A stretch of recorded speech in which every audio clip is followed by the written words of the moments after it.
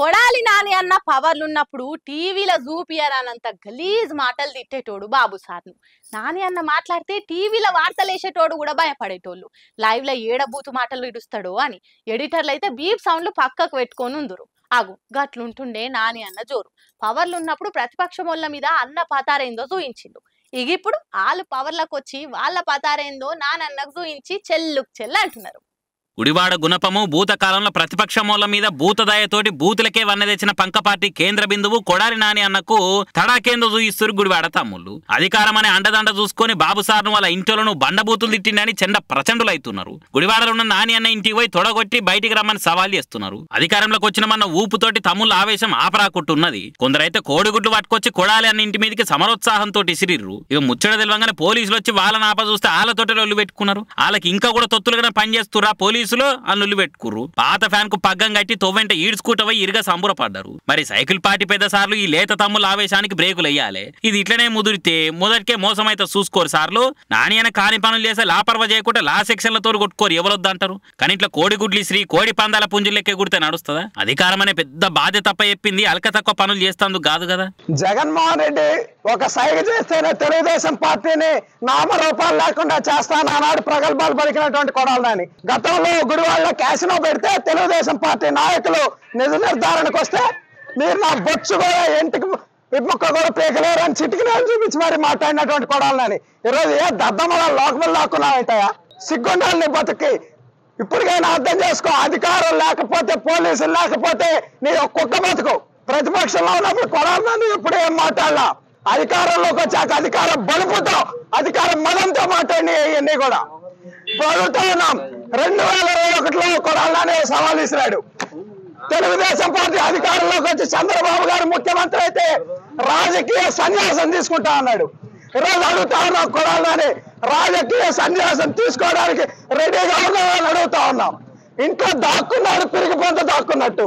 గుడివాడ ప్రజలు భారీ మెజార్టీతో తెలుగుదేశం పార్టీని గెలిపించారంటే అది నీ మీద ప్రజలకు ఉన్నటువంటి ఒక చేత్కారం అని సందర్భంగా తెలియజేస్తా ఉన్నాం. ఈ రోజు కొడాలి నాని చెప్తా ఉన్నాం, ఇది ట్రైలర్ మాత్రమే. సినిమా ముందున్న రాజా లోకేష్ గారి ఆధ్వర్యంలో మళ్ళీ అంకుశ సినిమా తీపోతా ఉన్నారు. నిన్నే రామిరెడ్డి గారు పెడతారని కూడా ఈ సందర్భంగా చెప్తా ఉన్నాం. కొడాలి నాని జనాల్లో కనిపిస్తే ఇక అదే ఆఖరి రోజు కూడా అవుతుందని ప్రజలు భావిస్తా ఉన్నారని కూడా ఈ సందర్భంగా తెలియజేస్తా ఉన్నా.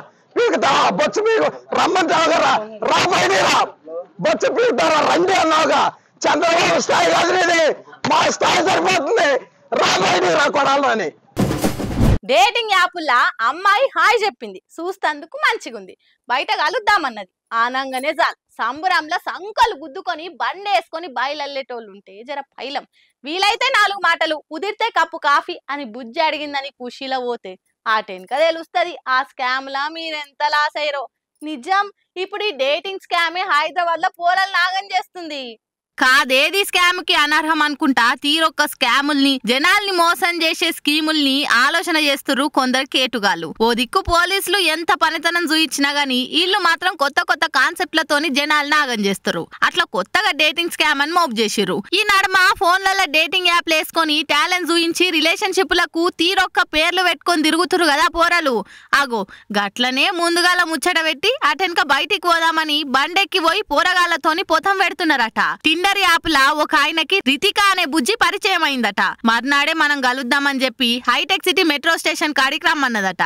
ఈ మూతవారి మొగాయన అబ్బా అమ్మాయి పిలిచిందని అత్తరు కొట్టుకొని కొత్తంగేసుకొని పోయిండు. ఇక బుజ్జి కలిసి జరసేపు మాట్లాడినాక బోర్ కొడుతుంది, పక్కకున్న మోష్ క్లబ్ కి పోదాం అన్నదట. పోర్ అడిగింది, పోకపోతే ఇజ్జత్ తక్కువ అని ఆమెను తీసుకొని పోతే ఆడ తీయని మాటలు చెప్పి పిరమ్మంది ఆర్డర్ ఇచ్చి అంత కలిసి 40,505 రూపాయల బిల్లు కట్టించింది. మొత్తానికి మోసపోయినా అని ఆఖరికి అర్థమైన పిల్లగాడు పోయి గూగుల్ రివ్యూలు చూస్తే వేరేటోళ్ళు కూడా కొందరు ఇట్లనే మోసపోయినామని పెట్టిన రివ్యూలు గానొచ్చినాయి. ఒక్కొక్కరు 20,000 40,000 కట్టిరని తెలిసింది. చూసిరు కదా గిస్వంటి డేటింగ్ స్కామ్లతోని పైలంగుండుర్రి.